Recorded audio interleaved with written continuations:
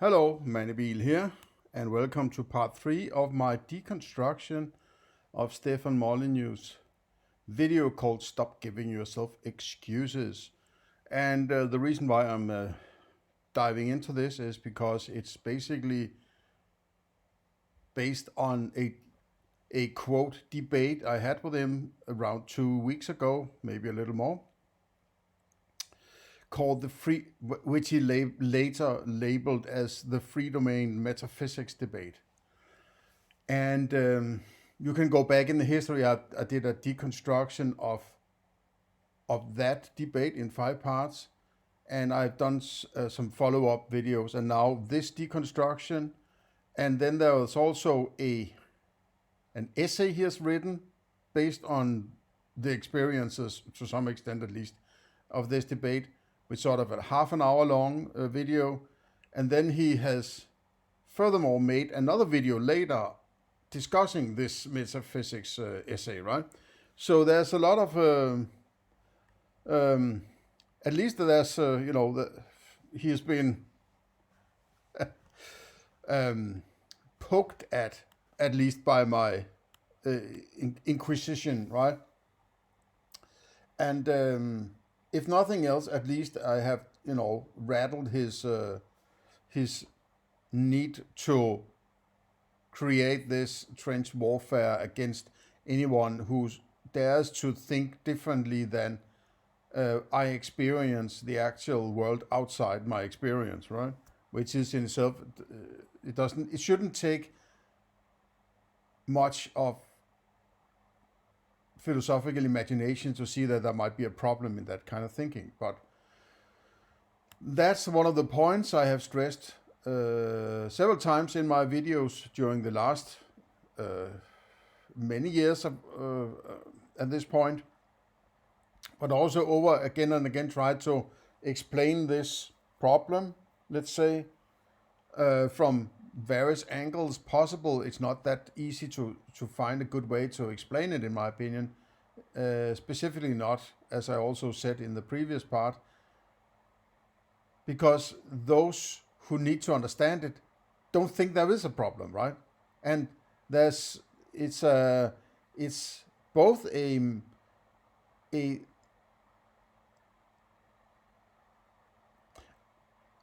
inclined to think that the mind is sort of geared from the beginning of human existence, or from any individual's existence, to function as if the experience is the actual outside, right? So trying to refute that, or be criticizing or saying it might not be the most correct way of seeing it, right? That's like, wiping the rock away under the feet of people or something. That's how they see it, and they simply can't imagine that there might actually be something problematic in that thinking. But when you do see the problem, at least for my sake, I was kicking my ass, sort of metaphysically, for why didn't I see this, right? Why weren't I able to see this for so long, right? It was like, my God, I'm stupid, man, right? And I come from the sort of the materialist side of things, just like Stefan Molyneux, right? Until suddenly, someday, it dawned on me. There's a problem here. There's something that doesn't work. My mind can't be two places at once, and so on, right? Things like that. So I have described some time back how I actually got how the penny dropped for me, but never mind it. I won't go into that. I actually are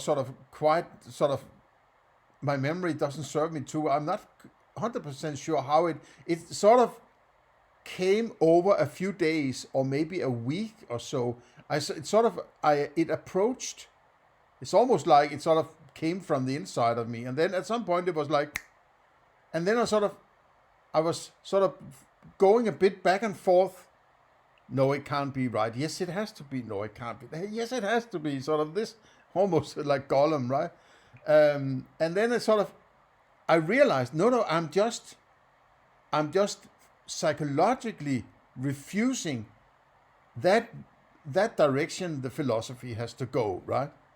So it's the only thing that holds me back is my urge to not want to go there, right? And it's something that I stated to myself way back when I started to philosophize, right? That was, I am going in whatever direction my philosophy leads me. If there's something that's sort of is fluffy over there, I'm going to dig into it until I find something that is coherent, right? And it still fits with the rest of my philosophy. And if it doesn't fit, either this is a problem, or that which is supposed to fit with is the problem. There is a problem somewhere, right? So it's like, I don't know why, it usually doesn't, did this screen save, it went into black mode.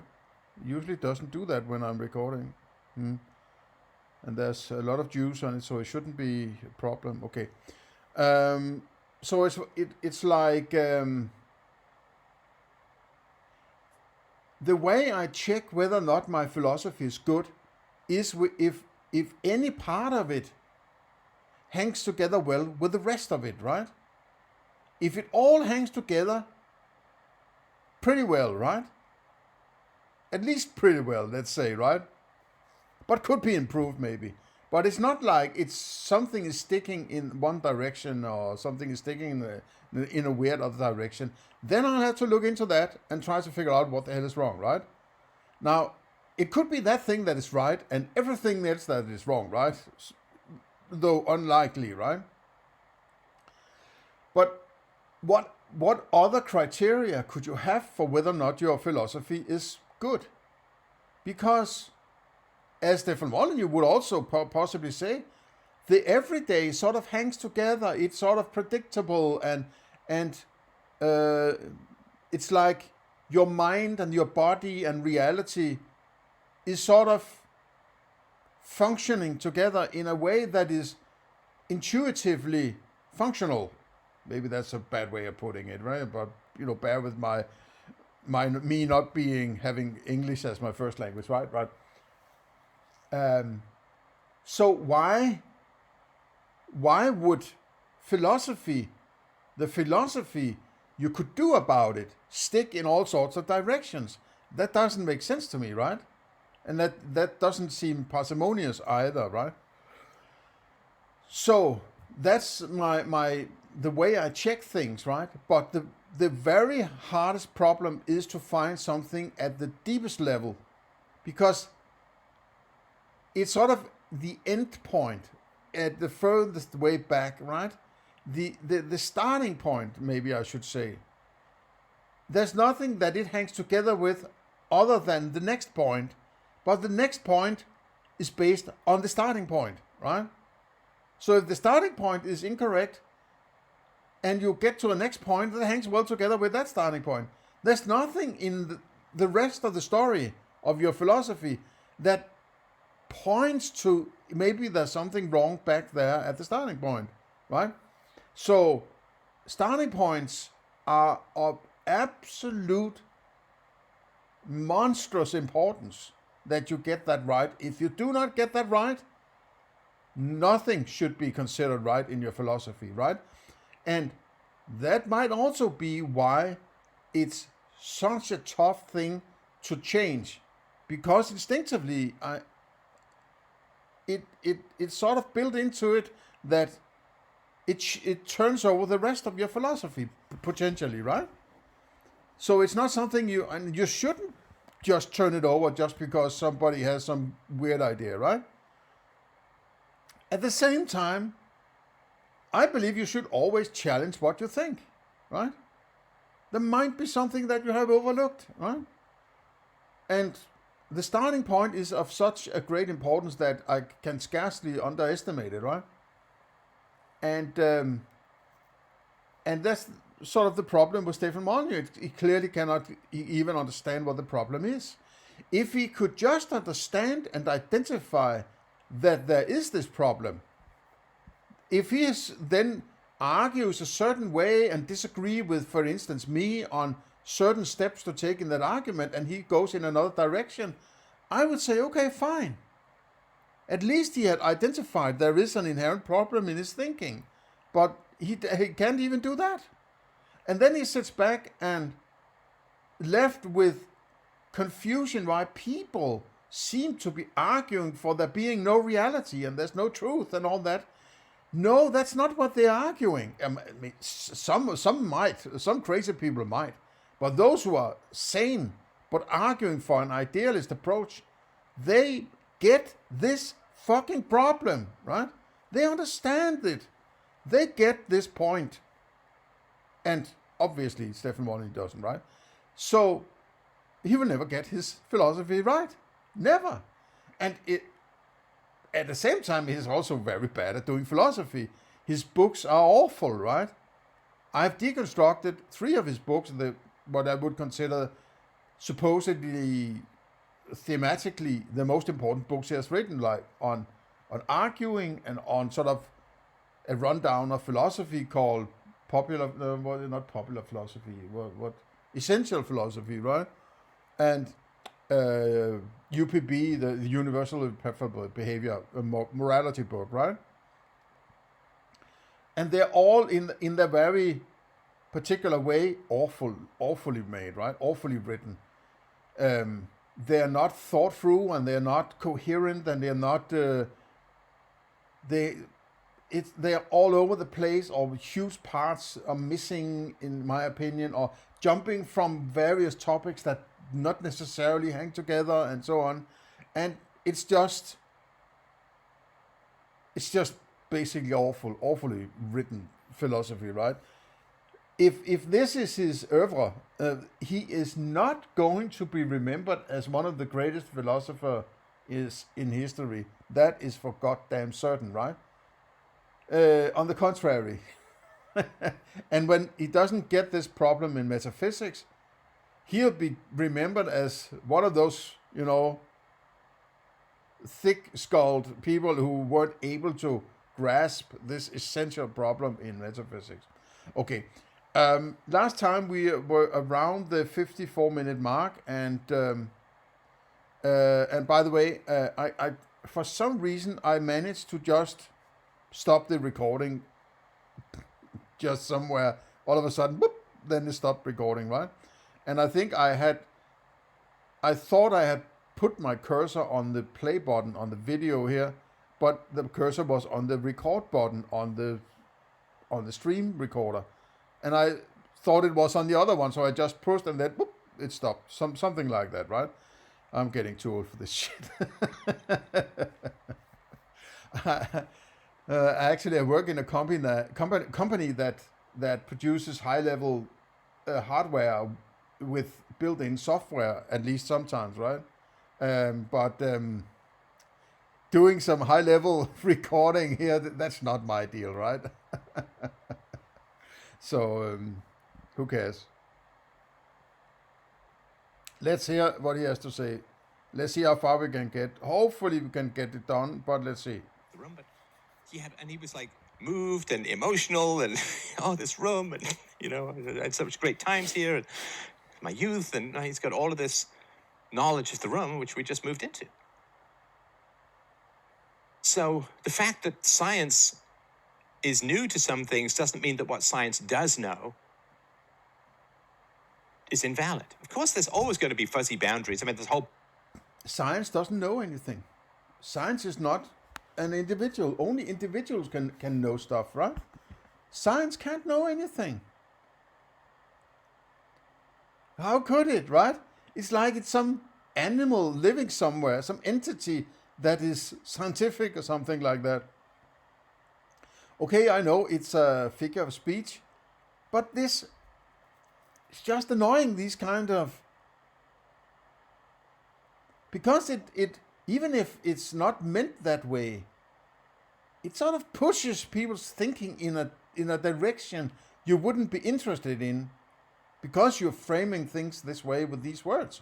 So that's just sort of lazy. Or I think in philosophy there are certain times when you need to be very clear in your thinking, or clear in your vocabulary. You have to figure out at some point, these are the words I'm going to use for expressing this, that, and the other, right? And you're sticking to those words as best you can. I'm trying my best to do this, but I haven't possibly reached that point yet where I'm settled on those, but I'm getting there, right?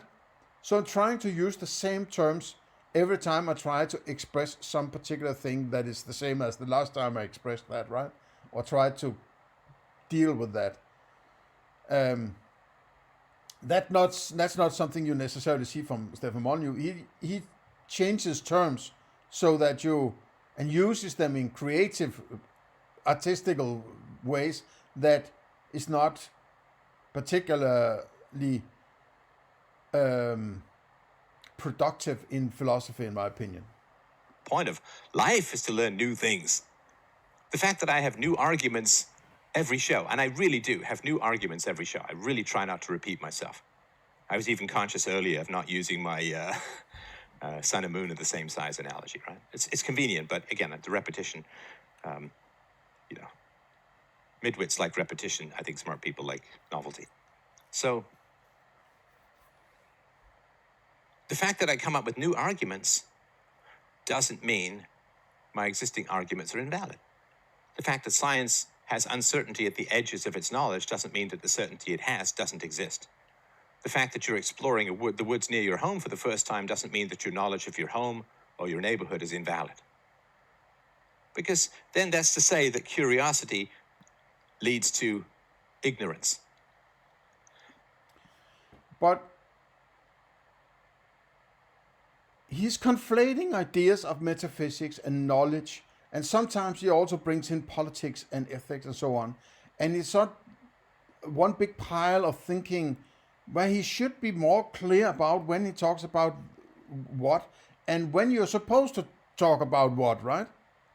And but what I'm also trying to tell you as a listener here, that he constantly violates his own principles or ideas and saying you shouldn't do this, and then he proceeds to do that same thing. It might be slightly changed in the way it appears, but when you deconstruct it, it is actually the same thing, right? Just like when he said in the last part, well, the senses are 100%, right? Just trust them. And then he says, yeah, but sometimes it contradicts the senses. So what the fuck, right? I mean, so it's like, yeah, over here there are different rules, but mostly these rules, right, are 100% over here. Oh, by the way, if it's over there, it's not 100% anymore, sort of out of the blue. And this kind of fluffy argumentation is, I mean, it's lacking a sensibility of creating that coherent philosophy that he claims he has spent 40 years of creating, right? And it's so weird and contradictory and flawed that it's incredible that he doesn't say, no, this doesn't work. It can't be done. Like when he claims, yeah, I'm an empiricist. It has there's a senses that directs whether or not you have knowledge, right? It's only the senses, otherwise it's not knowledge and so on, which is fine. That I'm an empiricist too in that sense, right? And then he starts to talk about all sorts of knowledge, calling things knowledge that is not sense-based, right? Like he has a memory or something, or he's doing some reasoning and so on. But that's not senses, right? That's reasoning or memories. And then he calls that knowledge, right? So he confuses all sorts of things that are going on, labeling the left and right, and if it doesn't work for him, he starts to yell at people or call them stupid or talk about his books, or it's like it's it's just a philosophical shit show, right? It's it's it's useless. I mean, you have to be of a certain ignorant caliber of philosophy fan if you are still, fanboying this dude, right? He is such a bad philosopher. I mean, I mean, I'm actually lacking words. Not because I want to find the worst word to describe him, but I want to find precise word to describe his way of doing philosophy, and I actually lacking words to describe how I find it, the way it's bad, right? It's this thing about it. On the surface, if you don't listen carefully, it sort of sounds of decently fine, okay, and he says the right things and the right time and something like that. But then when you deconstruct it, right, then it sort of dawns on you how bad it really is, right? So it's this kind of superficial. It's sort of actually a trait of narcissistic people who can sort of, they can feign competence. They can feign that they are competent at this thing, and they are very good at using language and words and how to express and say the right way or talk to people and throw words at them in order to sort of numb them into sort of, I guess, yeah, he sounds like he's very good at this, right? But he can only do it with people who aren't good at it themselves, right? It's like people who are just sort of woken up a bit from their, slumbers around the world, right? And sort of have been slightly awakened into, so there might be something about these philosophy things, right? And then they find Stefan Molyneux, who's not a dusty academic, right? Who's sort of passionate and things like that, right? So he taps into this need for some passion and need for some to be sort of a hard-edged philosophy guru, right? I think that's my interpretation, right? So the followers that are there are people who are sort of only slightly beginning to use their mind, right? Or having even other kinds of incentives to be there. Those who can actually do some basic thinking themselves are very quickly running into identifying huge problem in his philosophy, right? And I even hesitate to call it philosophy, right? But, I'll have to give him that. Okay. Like if science wants to learn new things, which is the only reason we have this conversation, the only reason we have the modern world, if science wants to learn new things, somehow that invalidates science. We'll talk about a mind frack, right? That's horrible. It's horrible. Well, you're learning a new language, so nothing you say in your old language is comprehensible to me. So curiosity then leads to ignorance. No, but curiosity only exists because of the desire for certainty. Yeah, but just because you have a desire for something doesn't mean you can get it, or it's possible to get it, right? Certainty is a pipe dream, right? It's impossible. Certainty would be having perfect knowledge of some kind of the past, now, and the future. Maybe you can avoid talking about the past, but at least in the now and in the future, right? Certainty is this is the case, and it will always be fucking the case, right? That must be certainty. Otherwise, it's just knowledge, right? So, and why do you need that? What is it that is so, well, what's the word I'm looking for? Mandatory for you to get there, right? What is it that is not sufficient for you to be able to say, yeah, I know it now, but I might not know it in the future, right? What is it that you're afraid of? You're going to, what hole do you think you're going to fall down into, right? What about some skepticism and, some Socratic dialogues and so on, finding some flaws in your thinking somewhere, right? It's perfect and it's certain and it's like, and these things are scary to me, right? Not because I wouldn't want certainty, but it's just not possible in my opinion, right? And I have to accept the limitations of what I can get. That's a part of accepting where the thinking leads you, right? It's like he says to himself, I have to have certainty, so I'm going out there labeling stuff as certain, and therefore it's the case. And if you don't believe me, you're sick, and there's something wrong with you, or out to destroy the world. And this kind of paranoia is sickening, right? Oh, man. We aren't curious about things we can't possibly know. So, we are curious. Curiosity is a drive or a desire or an emotion that aims to satisfy us with certainty. And then when we're certain of that, we move on to something new, right? That's the next thing. That's the next thing. It's how we progress as infants. It's how we progress as a society. So saying that your desire for new knowledge means... There might be a few things here or there that I could also comment on. But I'm letting it pass. I need to get this done, right? I need to get some more important aspects. That no knowledge is valid is to say that your curiosity, which is driven by the desire for certainty, is completely invalid, and we should be sitting in our own filth like a bunch of orangutans. So, again, a false dichotomy, right? If you're not searching for certainty, you want to be a monkey in a pile of mud, right? This kind of creating these false dichotomies is also a sign of sophistry and, bad philosophy and all sorts of problems, right?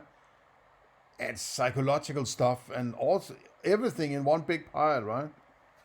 And never progress on anything. It's a way of turning curiosity and the desire for knowledge into a curse against the existence of knowledge at all. But because there's fuzzy boundaries at the edge of knowledge, we can't know anything for certain. Go be a scientist. Making fart noises. Now, he is indirectly labeling me because it's still somewhere down in this debate he's having with himself. It is provoked to some extent by the debate he had with me. So whenever he make fart noises or anything, people are stupid or crazy with making this argument. I feel that he's talking indirectly to me, or indirectly, but he's talking to me, but indirectly, right? So it's also a weak backbone. Instead of saying things straight up, right? Don't beat around the bush. Just say it to me straightly if you want to, right? And then I'll defend myself. But this kind of talking past people or over their heads or something like that, that's also sort of a sign of weakness. He can sit there in his sofa yelling into a microphone, but he can't meet real people in a decent, peaceful debating scenario when it deals with specific things that he wants to be the case, but he really cannot argue very well for it, right? So you just have to shut people down or mute them or yell at them to shut them up and things like that, right? So it's very pathetic. It's very pathetic, right? Study something, go learn something, go create something, go do something. Just sitting there like a spotty-ass troll. What are you doing, man? You've been sitting in your fucking sofa and speaking to a microphone for 15 years? What are you doing? What are you doing with your 1,200 Bitcoin, right? Which is possibly somewhere between 50 and 100 and 150 million dollars worth? I don't know how much, right? What are you doing? What are you creating? What are you investing in other than, Cayman Island banks or something like that? You're just sitting there shouting at the world, writing stupid essays that doesn't function, right? What are you doing? Sniping away at it. I'm actually out here in the world having a, 9-to-5 job, actually creating stuff. You're just yelling at the sky, right? Everybody trying to achieve anything using the very technology that the people who reject your entire uncertainty principle. Uncertainty principle, okay. He's just throwing all sorts of, scare tactics. There's an uncertainty and the demon of Descartes' demon and everything at people and his congregation there. So they say, oh no, oh yes, they must be mad, they must be crazy, these people. Oh my God, right? Using all the technology developed by people you're criticizing in order to make your criticisms. Trying to have a debate with a person is not necessarily a criticism, right? I mean, it's like you're asking your question. If I say to you, there might be a problem in your metaphysics over here, just to put it mildly, right? Just to say it gently.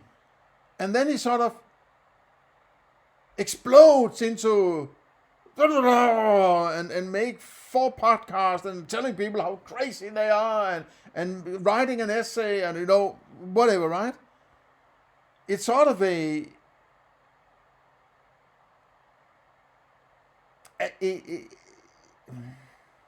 sign of desperation, isn't it? It's not balanced, right? It's not a balanced sign of strength, inner strength, and being able to, sport somebody else's ideas or thinking and arguments and so on, and then sort of carry people through to a decent conclusion, or agree to disagree or something like that, right?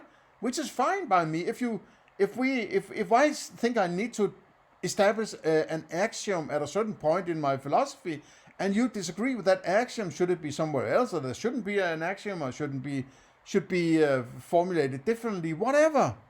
Okay, fine. But then at least we know that you would know I have this axiom, and I would know you have a different axiom, and then we could meet along the lines where we agree, and then we don't meet where we don't agree. That's, in my opinion, how things should work.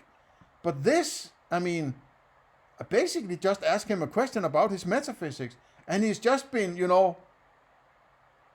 exploding for a couple of weeks because of it, right?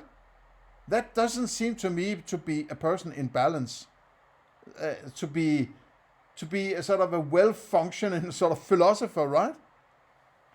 It doesn't look well. He has to yell at the skies for at least a couple of weeks in order to get a question out of his system, right? It's just, paranoid. Another fart noise, right? That's like throwing monkey shit at you, right? It's like, you're an idiot, you're a piece of shit, something like that, right? But in a passive-aggressive fashion, right? Sort of a sign of weakness. I guess I have sympathy for the bad childhood, but you're responsible as the bad childhood. Oh man, what's it called when you call people? It's an ad hominem attack, right? It's just pure ad hominem. He's just conjuring up stuff and saying, "Hey, this person is this and that and the other," right? God. Adult, you're responsible. You're responsible. So, where does conceptual certainty come from? It comes from the perfection of the senses. No, wind back and listen to the question the caller made. It's not conceptual certainty. It was, how do you derive those concepts from your experiences? You freaking moron, right? It's your fucking show, and you're not listening to your callers. I'm not going to answer it for you because you should be able to do it yourself. But you're in this, everything is perfect.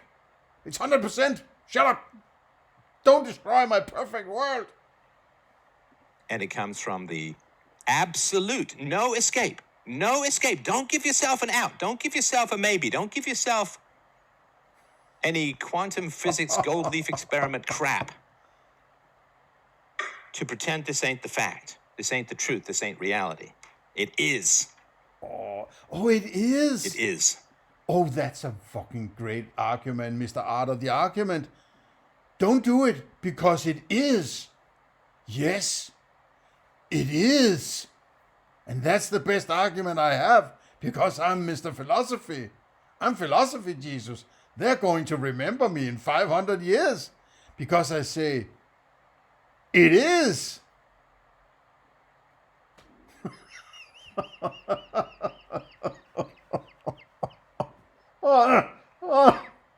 He has to, excuse me, it's almost like he has to threaten his listeners into submission. You better believe it, because I say so. Something wrong with you.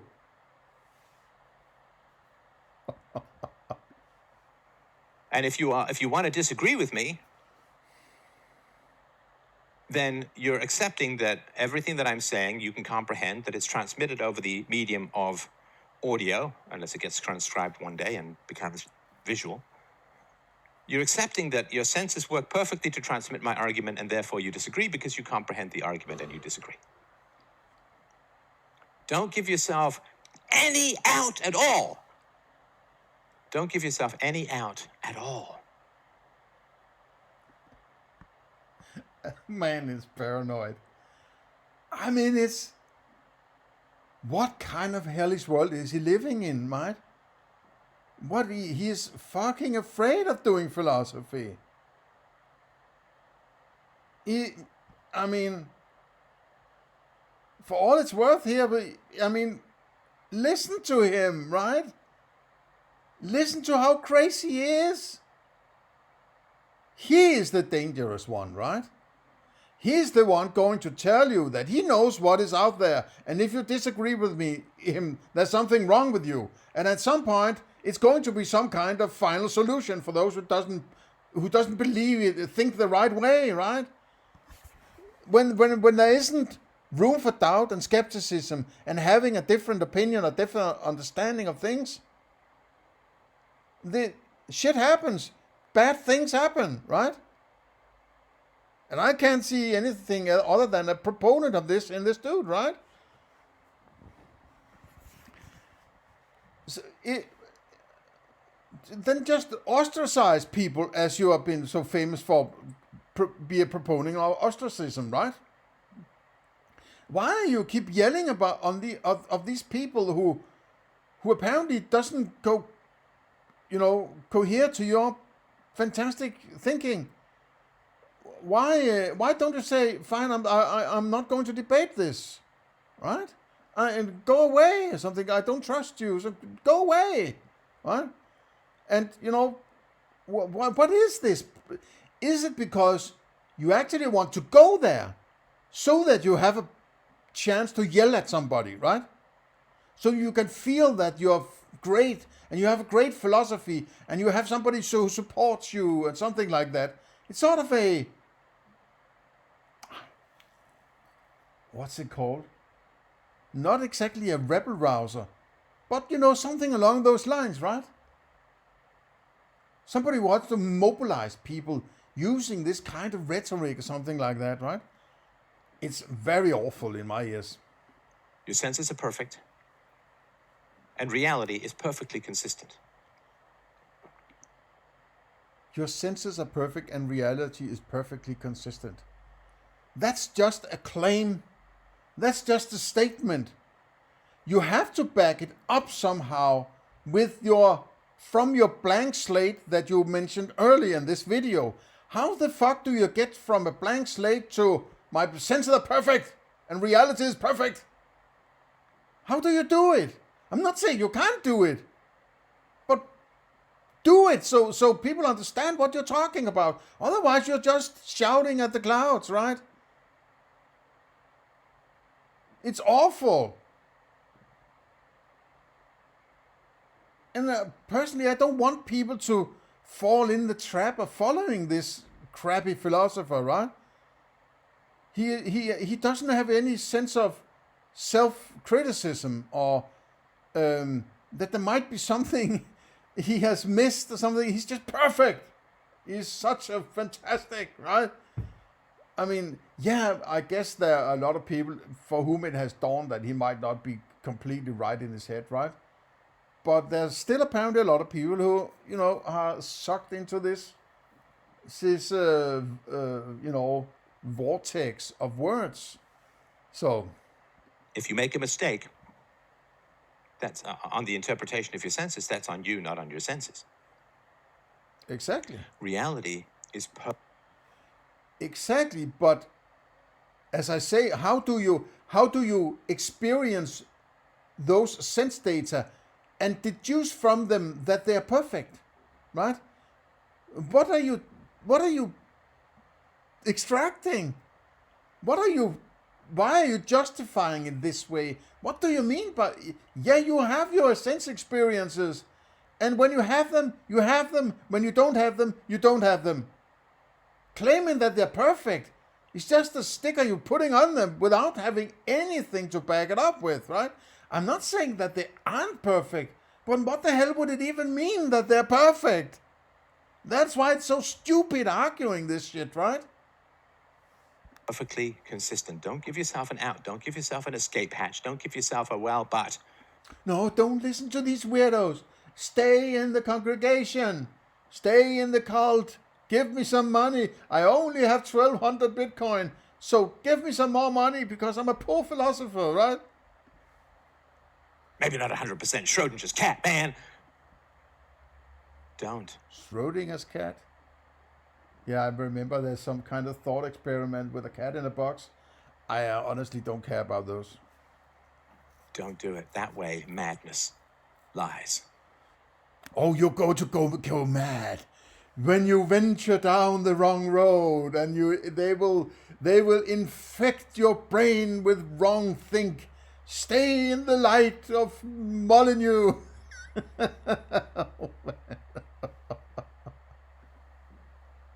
And it's not how you live. This is the thing, man. Philosophy cannot contradict how you live. I mean, it usually does, but it cannot be valid and contradict how you live. That would be like saying science has a theory of gravity. I agree with that.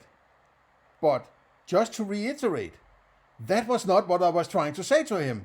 So it's fucking annoying that he misunderstands and misinterprets, shouts at you and interrupts you and mutes you, so you don't have the chance to rectify what the hell he's talking about. And then he just keeps rambling on for hours about something that hasn't anything to do with the actual problem I was trying to get to, right? Fucking annoying, man. That says when you put your coffee cup on the table, it's going to float, not sit on the table.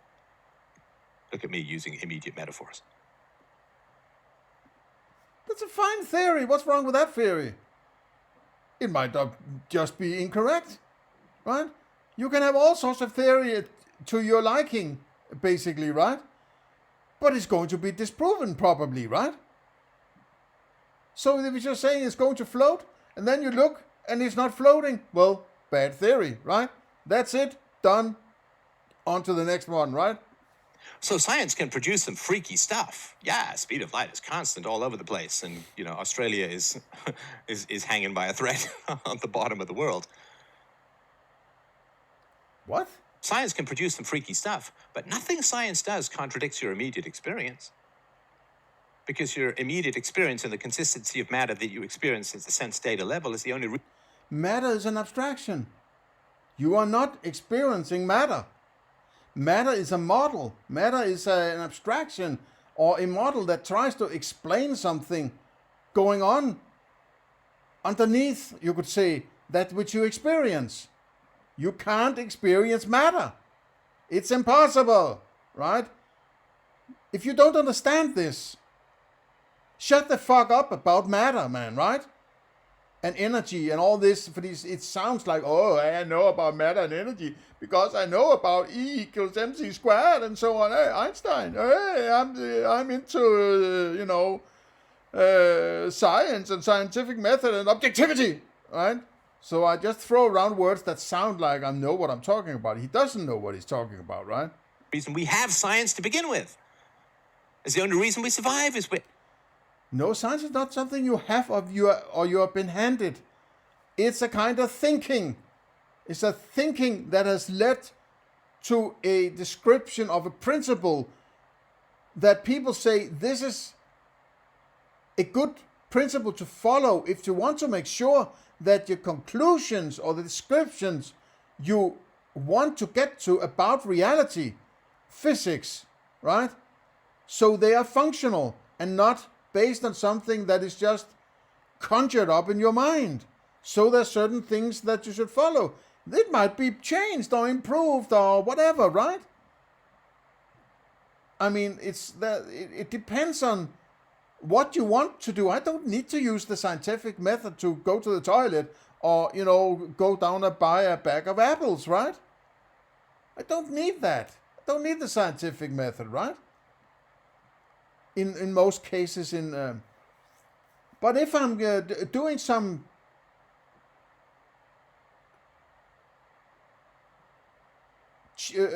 what's looking for a word? Never mind. It doesn't matter. It's out on a limb now, right? But let's get back into the story. Able to correctly identify and manipulate the properties of matter and energy. That's why we don't eat rocks if we're sane. Don't give yourself an out. No. So if I put a rock in my mouth, I'm going to explode or something, right? No, I'm just going to crack a tooth or something like, and I'll spit it out again, right? It's like, of course, as I said before, of course, people know how to fucking eat. But they're not trying to tell you that they're not eating or that they can't find food or you shouldn't trust your senses, right? At least not those who are arguing what I'm trying to argue, right? The argument is to recapture it for God knows what time or what number. What's it called? For what? For God knows what time. What?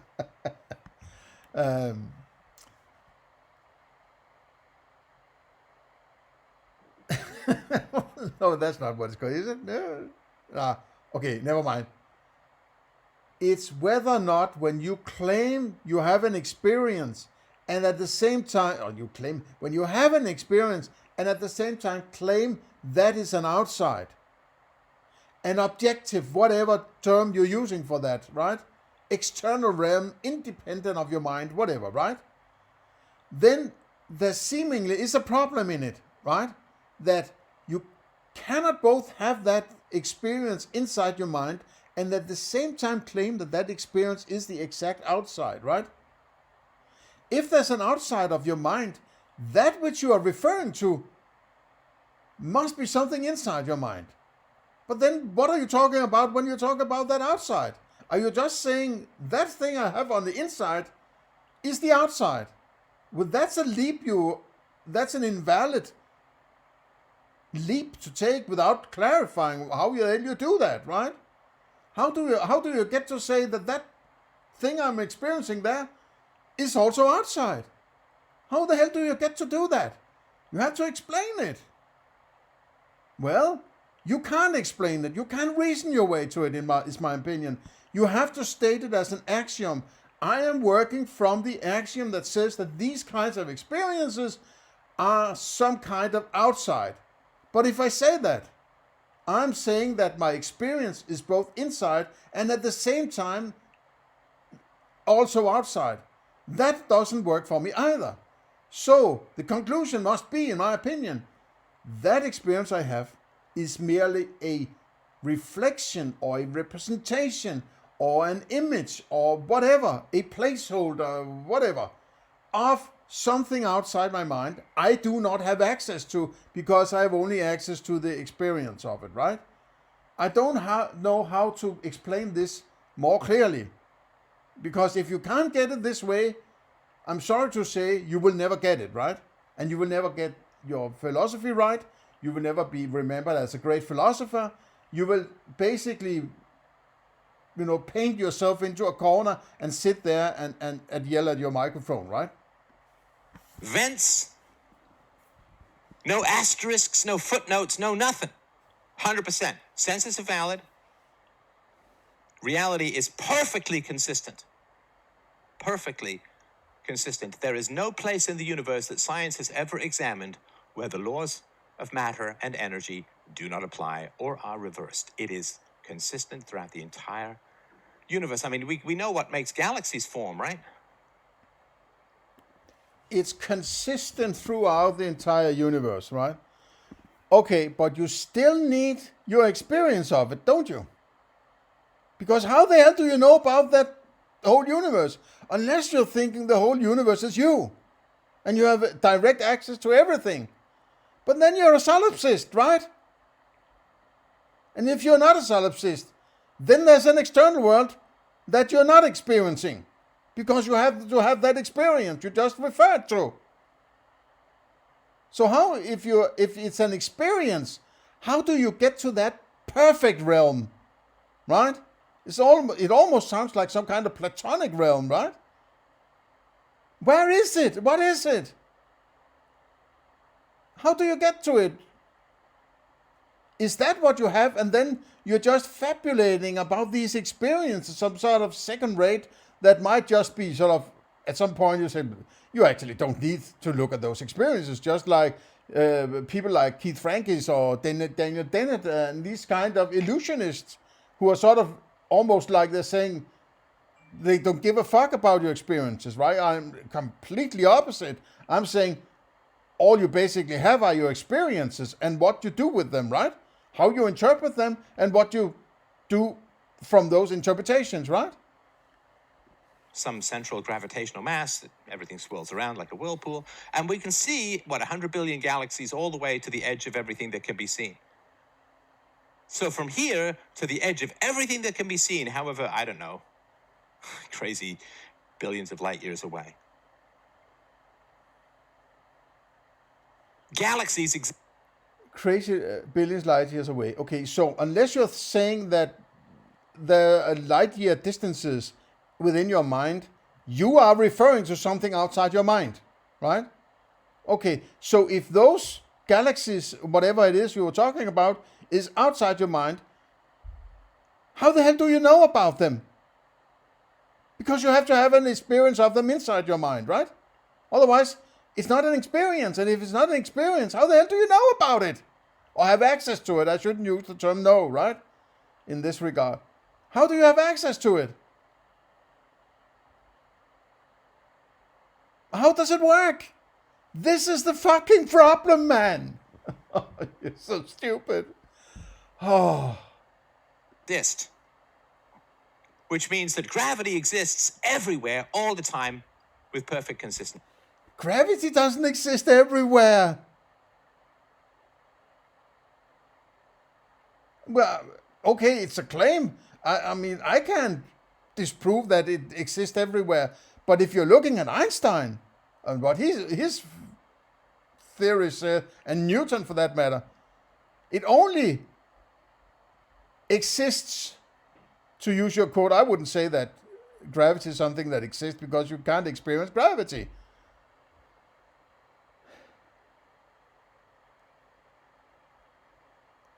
You can't claim existence, at least. You can't say it doesn't exist, maybe, right? But you can claim existence. It only appears where there's distortion of space, right? Space is a player in the Einsteinian way of looking at the universe, right? So if something pushes itself into this space, then space is distorted. Like if you're putting a baseball between two mattresses, right? Then they will sort of bend, but then they will sort of press against the because their flexibility will try to move in the opposite direction and get back to their shape. They will press themselves on this baseball, right? Or basketball let's say basketball, right? And that pressure from space, which is in this analogy is the mattresses, is what pushes you towards the center of this ball, right? But if there isn't this distortion, there isn't any gravity. So there isn't gravity all over the universe, right? In fact, there's actually very little gravity. I mean, yes, you could say that there is a minute gravity all over there. Because if there is a distortion somewhere in the universe, that distortion is potentially everywhere, just at those areas furthest away from matter is so little gravity that is basically non-existent, not measurable, or whatever you want to put it, right? But in the sense that we understand gravity, no. Otherwise, there wouldn't be, weightless, whatever, out in space, right? Yeah, it could potentially be everywhere. But there's not enough matter in order to create gravity everywhere. So there can't be gravity everywhere in the universe, right? So basically, you're just throwing fancy words around, trying to sound like you know how things work. And these, great theories of science that you are so, in love with, that you apparently don't even understand, right? See, gravity, right? Mass attracts mass. Gravity exists and is valid everywhere, all the time, no matter what. Mass doesn't attract mass. Not in the way if you're talking about gravity, right? There is some examples where in weightless scenarios where salt in liquid has been shown to conglomerate together from some nuclear or some the weak forces or something that lumps them together, but matter doesn't attract matter. It's space being distorted where there is matter, and if other matter arrives in that scenario, it's going to be affected by that gravity created by the distortion that other matter made in that space, in that particular area. So get your thing straight about this science you are so in love with, right? 100%. And your senses are valid in the transmission of it. Well, I once thought I saw something out of the corner of my eye, and then I turned around and it wasn't there. That was a glitch in the Matrix, man. No, it wasn't. I mean... Oh, man. I mean, this is... it's so far out, like nobody with a right mind would take this as any kind of decently argued philosophy, right? He's scared everyone away who can basically think for themselves, right? Only the most crazy people or most, limited mentally are still sticking around. And they're possibly somebody who wants, to be a part of that attacking people who are not right thinking, right? So it's sort of attack monkeys or something like that. It's awful. Mostly I don't believe any of this stuff anyway. If somebody is genuinely seeing things that aren't there, they're not having a conversation with you about philosophy. They can't be seeing things that aren't there. Otherwise, they're not seeing it, right? Maybe they're claiming something, but a claim is not you knowing that they're seeing it, right? A claim of experience is not experience. That's why somebody else can't give you knowledge. You have to get it yourself. That's a part of being an empiricist, right? Empiricism is that somebody else tells you, yes, I was empiricist last Monday, and I experienced this, or I made this exercise, and therefore I can tell you, and therefore now you know it. No. That doesn't work. That's not empiricism. They're running buck naked down 6th Avenue thinking their ass is on fire. Because they're insane. Psychotic break from reality. Don't give yourself an out. Because the modern world only exists because people don't give themselves an out. Yeah, the modern world also exists because people stop being fucking Christian, right? Stop waiting for Jesus to come and save them, or, whatever, right? started to think for themselves, starting to remove the barriers that Christianity had put on possibilities of lending money and so on, right? All the 2,000 years of mind control and destruction of human will and need to be creative by the Christian shit, right? I have no patience with Christians at all. Because if you give yourself an out, you will stop looking for consistency because you just gave yourself an out. I'm not looking for consistency. You're saying that this world outside my mind is perfect and consistent. And my senses are perfect. So I don't have to look for it, right? Why do I need to look for it if it's already there? What are you saying? I have to go around in my living room looking for some consistency or what? Is it out on the road or up in the skies or in the trees? Or where the hell is it? How do I know about this consistency? You will stop being curious. You will stop exploring. You will stop trying to create and understand new things, new circumstances, new environments, new people, new careers, new jobs, new everything, new lands. You will give up looking because you gave yourself an out. Do not give yourself an out. In the same way, and because if you give yourself an out in physics, you will give yourself an out in morality, which is where it really, really matters. I would need to have a good understanding of morality and have a perfect moral principle, wouldn't I? Otherwise, I'm not giving my out from anything. I'm not going to take the Ten Commandments and any kind of gospel, right? Or your weird, freaky philosophy surrounding UPB, which is dysfunctional, right? I'll rather take my chances on my own than trying to follow this shit, right? Giving myself an out? I know you're arguing for something completely different than the point I was trying to make in that debate, which passed by you as if you are sort of a blind person, right? But I can't help, this kind of, don't do this. Oh, no, don't go down the yellow brick road, right?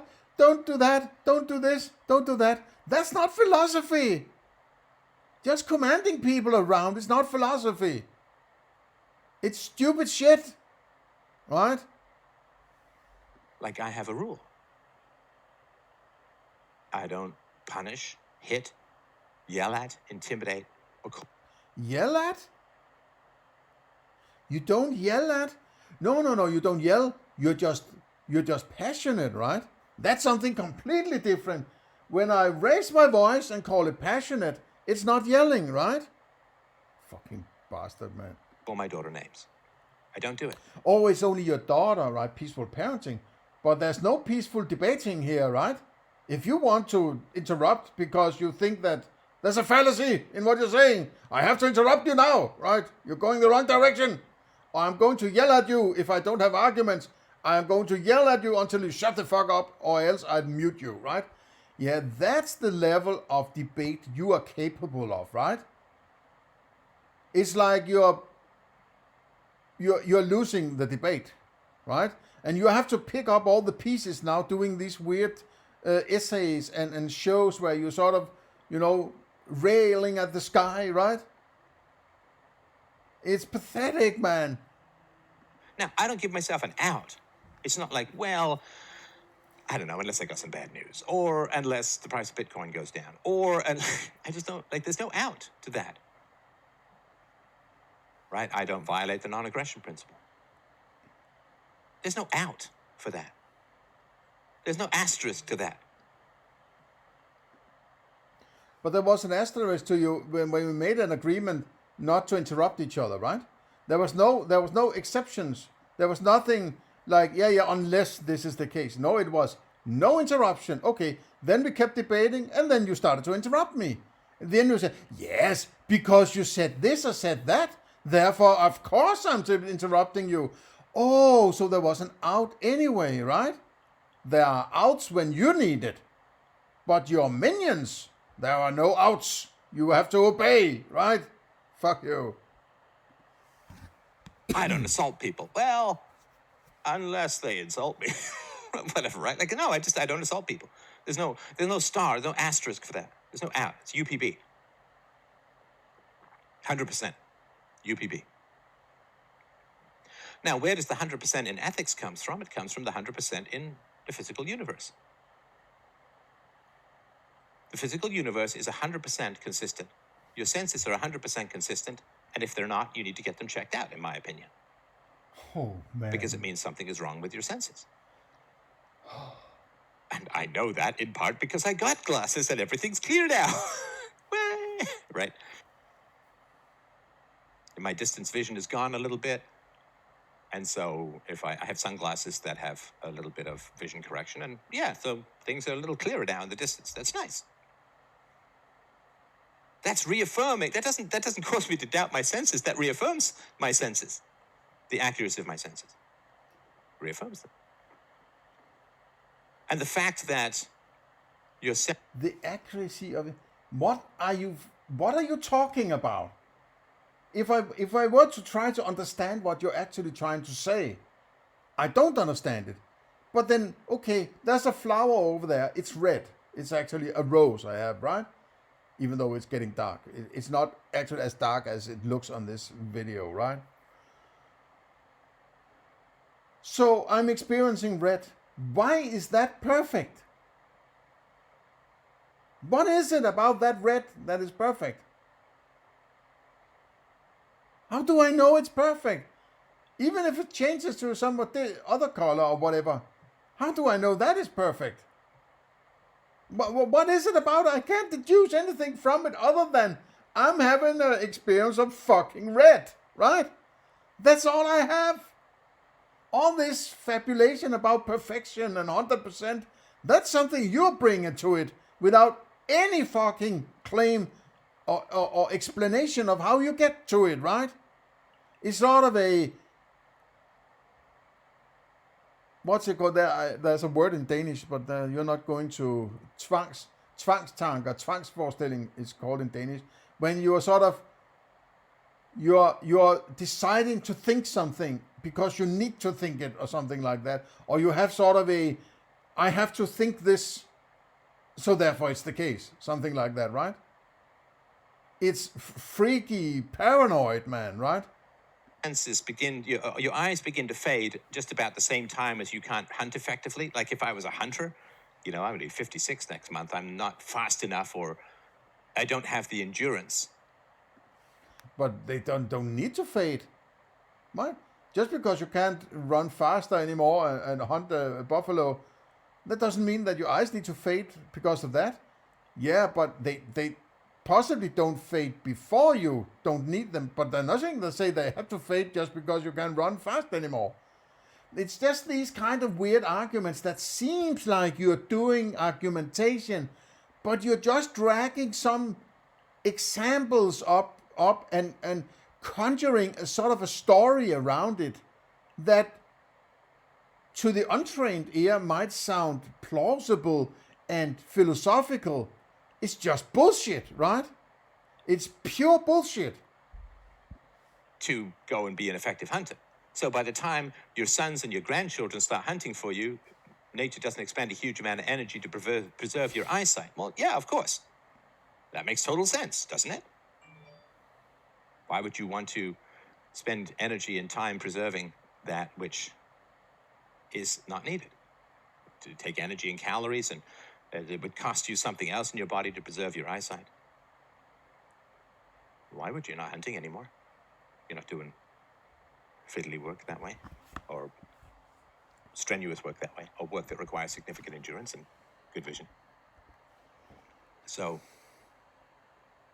I mean, your skin still covers your body. That doesn't fall apart because then you'd be dead, right? But you don't need your vision as much when you're no longer hunting, so it's expendable in order to preserve your heart muscle or your liver function or your spleen or whatever is going on, right? Sacrifice some eyes to keep everything else going because the eyes are less necessary. 100%. Don't give yourself an out. I know it's tough. I know that, like toddlers, every time we hear a rule, we just want to will an Don't exception. think for yourself. Well, we're trained for that. Don't think. Don't go down that road by this thinking. Don't do it. It's dangerous. You can't handle the truth, right? Oh. That, right? Find a rule, accept an exception. That's the nature of power, right? You can't borrow on somebody else's name without their permission. That's a rule, right? That's called fraud. But governments can borrow on behalf of people who aren't even born yet, and that's called good governance, right? So have a rule. You can't take somebody else's credit without their permission.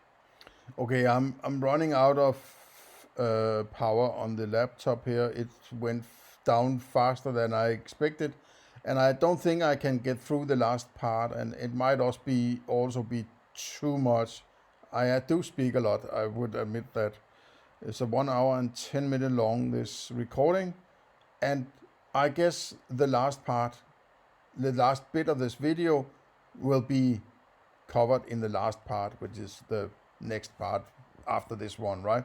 So let me just stop here and say that you're welcome to visit the Mandibil Discord server.